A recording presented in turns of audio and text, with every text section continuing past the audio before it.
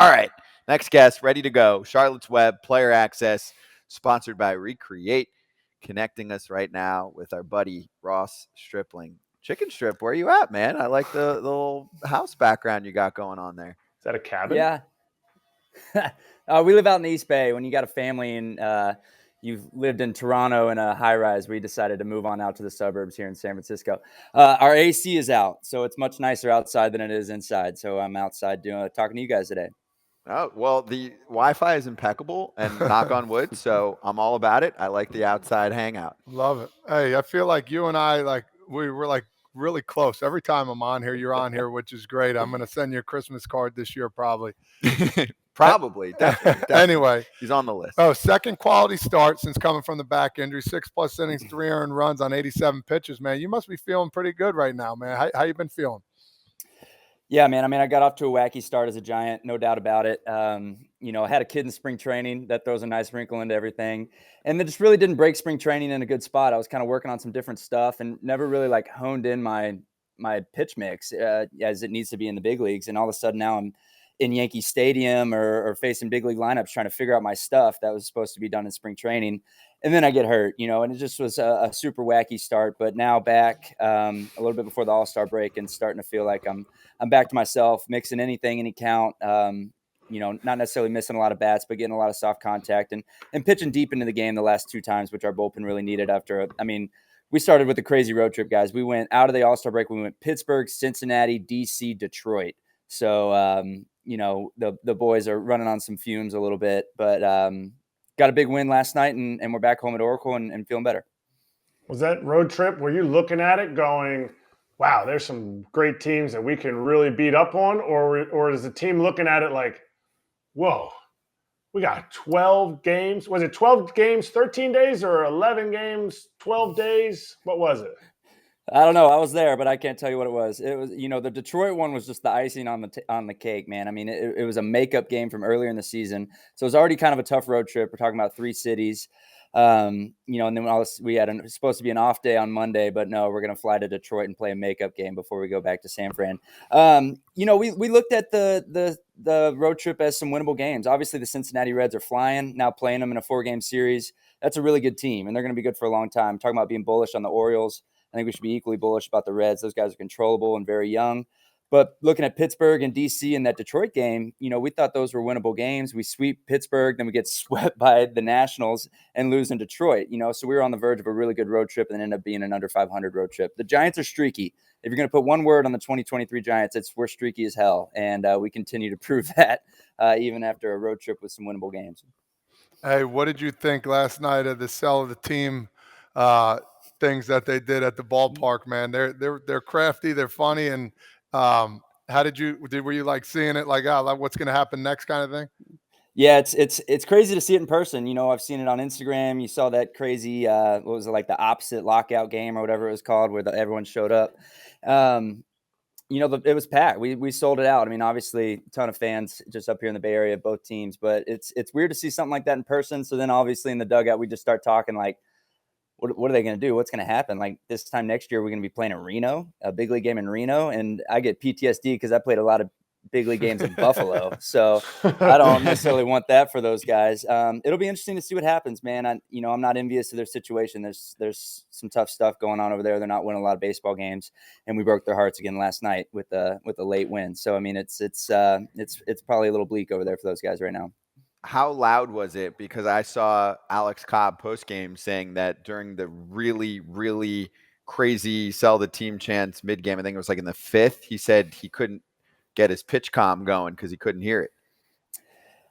I mean, it's about as loud as anything I've heard in Oracle all year. We've had a couple walk-offs that maybe are a little bit louder, but that was they were getting after it. I mean, it's I'd say Cobb is about right, man. It's about as loud as anything I've heard in that stadium this year. Wow. Good. I mean, I'm glad for them. And it's cool. It's cool to see the Bay Area uniting too, right? No doubt. I mean, I don't know. You tell me. Is Giants A's, in the past several years, the A's haven't been good. So, and I know the Giants are kind of they've had ups and downs, even if you look at the last several years, obviously 2 years ago, they were great. Is Giants A's, much of a rivalry right now? I would say no. And so they're kind of banding together because I think most people feel for A's fans.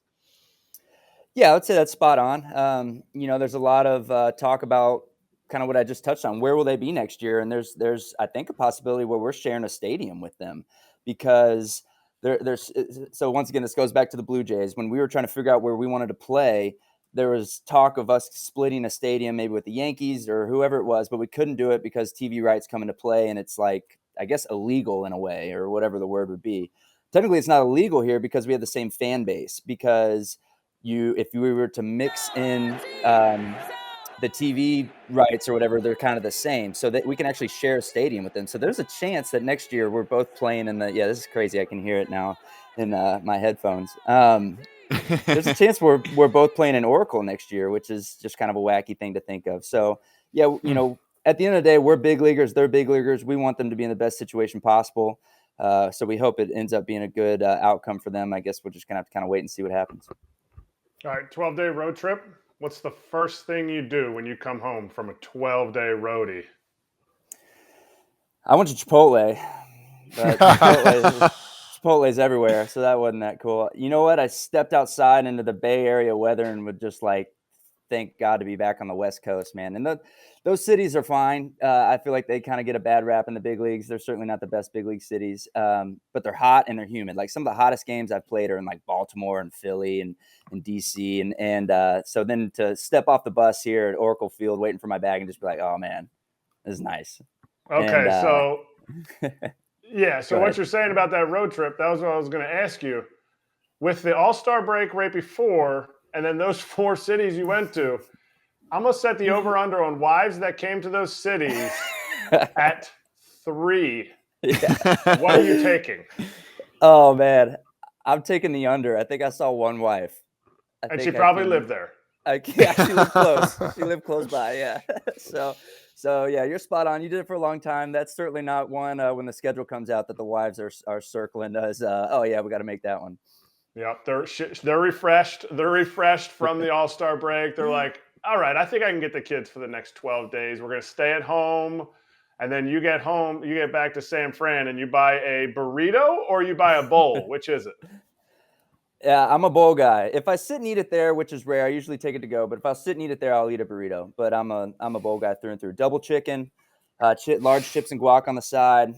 Can't go wrong. Dang. It's like, it's like 1,000 calories straight to the face for like $12. Baller. Cool, Kratzy. We haven't had lunch, but just rub it in, man. Starving. Hey, Ross, so the big news in the past 24 hours, your former teammate Kiké Hernández going back to the Dodgers. So your thoughts on the deal? And he had his moments with Boston, but then this year's been a down year for him. I think most people would agree that they wouldn't be surprised if it's a rejuvenated Kiké in the right fit with the ball club that he's used to playing with.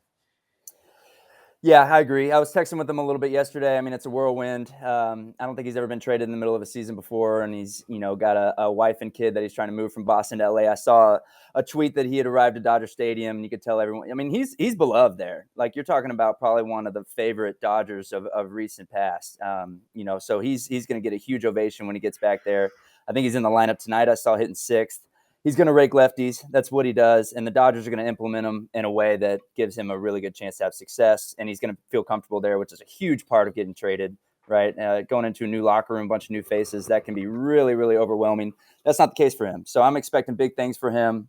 And I'm excited for him. I mean, Boston's obviously in the mix, but the LA Dodgers are almost for sure going to make a playoff run again, as they always do. And he'll probably be right in the middle of it. What do you think he does first thing when he walks into the clubhouse, knowing Kiké, and he's got a big personality, and it's kind of like cool and weird because he goes back to the ball club? Like, you think he's going to like scream or something and be like, hey boys? Cause yeah, like you said, there's a lot of dudes that are still there from when he was there last time. Knowing Kiké, I would guess he walks through the threshold of the locker room, drops his whatever he's carrying, and he twerks or something like that. He'll start dancing. They'll probably even like play a song for him as he walks in, and he just starts dancing and having a good time. He is full of energy. One of the best teammates I've ever had. I think whatever his entrance is going to be, it's going to be high energy, and everyone's going to love it. What did you text him? What did you guys talk about? Like, did you say just words of encouragement, anything specific? All right, here we go. Let's look. He's a pretty private dude. He may not like this. I said, man, ? or sorry, man, exclamation point. Sorry, that's an exclamation point. Mhm. Right as you were coming to San Francisco, but now I get to see you twice instead of once, so I'm pumped about that. How are you feeling about it? 2 question marks. So obviously, being a good friend, really worried about him. He said, I don't even know, bro. I'm still numb. I don't know what to think or feel right now. I got to get my family out there. And I said, I get it. You're going back home. Hopefully it's a great spot for you to finish the rest of the year. He says, I hope so. I was playing a couple times a week in Boston, so if I can get some more playing time and I'll get into the playoffs, it'll be worth it. So It's legit. kind of get a solid. feel for how 2 goofy big leaguers text each other right there in the middle of a trade. I love that, Kratzy. So who's more sad about this trade? You that you have to face him, or JT who's still back in Boston and he had sent the tear emojis like, oh, I lost my friend. I guarantee you JT is devastated. They are very close. Their wives are very close. I bet it's part of the reason he signed in Boston in the first place. I'm not upset because the chance that he's in the lineup against me is probably 50-50, but my teammate Alex Wood, a lefty, probably a little bit upset. Probably thinking about that matchup a little bit already. Hey, fan question from Justin saying, which LA teammates do you miss the most? Oh, man. I miss JT for sure. I miss Kershaw a lot. I've been very open about saying I don't think I'd still be in the big leagues without Kershaw's leadership and just what he did for me. And then Seager. I mean, I'm so pumped for what Seager's doing in Texas. I hope he gets healthy soon. All he does is rake when he's on the field. But as far as like really good friends, my wife's really good friends with Corey's wife, Maddie, and then me and Seager are really close. So probably Corey Seager would be the one I actually miss the most as far as just kind of being around every day. Hey, question from me. Marco Luciano coming up after 6 games in AAA, man. That's pretty cool. He comes up? Is there anything you guys do? You trying to make him feel warm or anything? What do you guys got planned for the young man? Yeah, I mean, good question. It happened fast, right? I didn't see it till after the game last night. I think he was hurt in spring training, and I had a baby in spring training, so I really didn't see him a ton. So I'm excited to see it firsthand, really for the first time. As far as what we do, the funniest thing we do is we have like a scoreboard up with red stars and gold stars for our rookies when they do bad things and good things. So he'll now have his own column, and he'll start getting red stars and gold stars based on his performance as a rookie. And it's usually off the field stuff, and it's mostly good stuff, but it's how we keep them in check. We all of a sudden got like 9 rookies, so we got to make sure we're implementing them correctly, but also, gosh, man, we expect to win ball games, and we expect those rookies to really help us. So we can't haze them too hard, but it's part of the big league experience, Who's controlling that? Does everybody have like an app that you can just go on when you see a rookie do something, or is that certain guys have control of that app? So it's literally a scoreboard that we like. It's like one of those big things you used to do like a science project on that like has the flaps on it. It's like flaps and then straight. It's like, went to Target and bought it, and it gets carried on the planes. One of the rookies, his job's to carry it on the plane, make sure it's always with us. And it ebbs and flows. Sometimes we're super into it. Sometimes we forget about it. Sometimes a rookie has to do something really funny or really great for us to be like, oh yeah, we got to bring that back. But it's always with us. So it's a running tally of just how they've been doing all year. And most of them are doing great. Now, say he comes in, does well his first game, like Frelick did with the Brewers, and then goes to the spread with no shirt on, is eating with no shirt on. Would that be a red or would that be a green sticker there? Gosh, that's probably red. That's probably a red sticker. Yeah, I think you guys have been around for a long time. That's one of like the only rules that's actually stuck around is let's be fully clothed in the food room if we can. You're saying you don't like little cheddar on your spaghetti and meatballs? We little could get them like cheese? No? I don't know what his like chest hair situation is, but we could get him like a beard net or like a hair net, but like for his chest hair, so it doesn't sprinkle in there. It's called a bra. Invention. What's the worst thing a rookie did this year then to like get the red star? Oh yeah, I can't throw him under the bus. Don't say the name, but just say, you don't have to say the name, but like, can you tell me what it was? Is it like showing up late? No, I'm sorry. Yeah, I can't. No, I'm sorry. It's not even. No, I promise you, it's not that bad. I'm just. Okay. It's kind of the same thing. So, like for instance, when Joe Musgrove the other day said, we could trade away players, named his teammates and said, and we'd still be a good team. That like ran through our locker room because you just don't really hear teammates say their other teammates' names very often. So after Musgrove did that, I think I'm gonna lay off that trend. Okay, fair. Well, fair. and also the answer, because Kratz can tell you this best, is saving it for the book. Kratz, tell him you got one. You're a reader. Right here. Oh, nice. You're a I reader. need that, man. I haven't seen it. Yeah, I'm a reader. Yeah. I need it. It's fresh. It's fresh. Last week. Sweet, man. Congratulations, dude. That's awesome. Big accomplishment. Thank you. I didn't write it. Somebody that was actually really good at writing wrote it. He knows probably who it is that wrote it. Tim Brown. You ever run across Tim Brown at all? He was with Yahoo. What has he written? The name sounds familiar. He wrote Rick Ankiel's book, and he also wrote. Okay, yeah. He also wrote Jim Abbott's book, The Imperfect. Awesome, he was man. Yahoo sports writer for a minute. So yeah, we'll save it there. We'll save it there. That's all. Yeah. I had one more on Luciano. So he spent 6 whopping games at AAA. Is AAA overrated? Gosh, great question. I didn't go to AAA. I played a season in AA and then broke with the big league team the next year. So anytime I've been optioned a couple times and pitched in AAA, I would say no. Obviously, I didn't spend a lot of time there, but I have heard that people think that's the biggest jump. And Kratz, Todd, you guys might be able to say that as well. But the biggest jump is from AA to AAA in the minor leagues. Just the talent gap. Those pitchers, a lot of them have big league experience. They really know where the ball is going. They throw wrinkles and hitters counts. You don't just automatically get a heater because you worked a 2-0 count. So I would say it's usually a big stepping stone, especially for a hitter to start seeing experienced pitching like that. But when you got it, you got it. And right now the Giants need it. We need some pop. We need maybe some new blood in our lineup a little bit where, he can do some damage for us. And, I imagine he's in the lineup tonight and we're going to be expecting big things as we have from all our rookies. I mean, think of Schmidt, who came up and hit 500 for a couple weeks. Matos is doing great things for us consistently. And he's another rookie we're going to throw into the mix and expect him to help us win ball games. There's been twice now that you've spit in my face. You were born in Bluebell, Pennsylvania. And you're like, no, I'm from Texas. And then you're like, oh, I really didn't go to AAA. I'm getting a pension from AAA. I think I have full pension. I have 10 years. I have a gold card. I can get into any AAA game for free. And you never even went. You went straight from AA to the big leagues. Yeah, I'm sorry about that, Kratzy. I don't regret it though. If I could do it all over again, I'd do it the same way. I wouldn't wish it. I wouldn't wish it on anybody. So good for you. Thanks. Hey, last thing from me. The Dow is on a 12-game winning streak right now. Big dog. How are we doing today? Are we still hot today? He's checking. It's been even all day, and then it's in the last 30 minutes. It's bumped up. I think we're going to get our 13th day in a row, which I believe will be second ever. I think the record's 14. So if we get tomorrow up again, it'd be tied for the record. Unbelievable, baby. Pretty crazy, man. Everyone, nobody say anything stupid. Just that's it. Let the train keep going. Okay. I'm not even aware of it, honestly. Right? Yeah. We don't see it. Yeah. I don't want to be, I'm not that guy, superstitious or anything. I'm selling. Run. Yep. Just like the trades. Last one from me is a different question. I know we touched on Padres for a sec, but yesterday Machado was hit by a pitch right after Soto bashed a homer. And then we were debating the post-game quote from him and if it was cool. Because he didn't go after him or anything. Obviously, we would have been talking about that a lot more if it happened. But the post-game quote was, I guess people don't respect people anymore.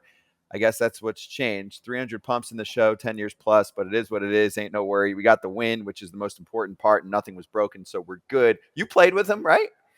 I did, yeah. Machado's always good for a good quote. But yeah, I played with him. We traded for him at the All-Star break at the trade deadline in 2018. That's all you got? What's the follow-up? Well, I thought you were going to have more of a question. Yeah. No, my question is, so Kratz, help to explain this for me. Because, right, like I'm the only non-player that messes around on this show. And Kratz was like, he didn't like it. He wasn't feeling the comment. I didn't mind he was pushing the resume across. You guys explain what happened because he wasn't on with us earlier. Kratz thought there was a little arrogance behind it. Like, look at me. I don't get talked about enough, so I'm going to say what I want to say. And I thought he came out with a good quote, like, give me a little respect here, bro. Well, you throw, that's my opinion. And it was intentional. I mean, and there wasn't like past beef that we knew about. It's honestly kind of a no-name pitcher at the moment, although he's a big dude. But Kratzy, you got anything else? No, he hit it perfectly. And it might be my bias towards the guy, but you don't need to sit there and go, yeah, well, Ross, this is Ross Stripling. When Ross comes out on the mound, not really a guy you want to mess with. It was like does Manny need a hug? Does Manny need I feel like Manny needs a hug. Somebody needs to tell Manny he's doing well. Like, do you have any problem with him saying, like, quoting his stats? No, I don't have a problem with it. I guess you don't see it very often. So it's right. It's kind of, so I will say Manny was, after that year, if you can remember, Manny had some weird stuff happen in the playoffs. He stepped on Aguilar's foot. He, didn't really hustle in a big World Series. He hit a ball off the wall that I think he thought was a homer. It ended up a single because he didn't really hustle. So when I got home from that season, he was the only guy anybody asked me about. He's like, dude, what's Manny's deal? What's his problem? Like, all that. So I think some of it comes across tough for his image. But at the end of the day, Manny's a great teammate. And he's the leader of that Padres team and a guy that they really rely on. And he's on fire right now. And I don't think anybody would ever say they don't want him on his team as a player or as a leader, as a teammate. So sometimes he's in the media for these wacky things, but at the end of the day, I think anyone that's played with him or been around him would have his back. And that's kind of what I'll say about this situation, even though it's really not that big of a deal. I would take Manny Machado on my team any day. Thank you. No yeah, doubt. I've covered him and known him for years too. So I think sometimes misunderstood. I know I Padres love haven't been him. good. I think there's some other issues on that team, some other dudes maybe, but I thought, man, he's pretty chill. He's whatever. A beast. Just saying. Hey, Ross, good stuff, dude. As always, appreciate the time, man. We really enjoyed the conversation. We'll catch you again in a few weeks, and let's see the Giants get some a couple trade additions and make a little run here. Yeah, it's gonna be a fun couple days, guys. Keep up the good work. I'll talk to y'all next time. Appreciate you. Thank you. We'll talk to you next time. All right, Ross see you guys. Stripling, San Francisco Giants. We'll see you soon, dude.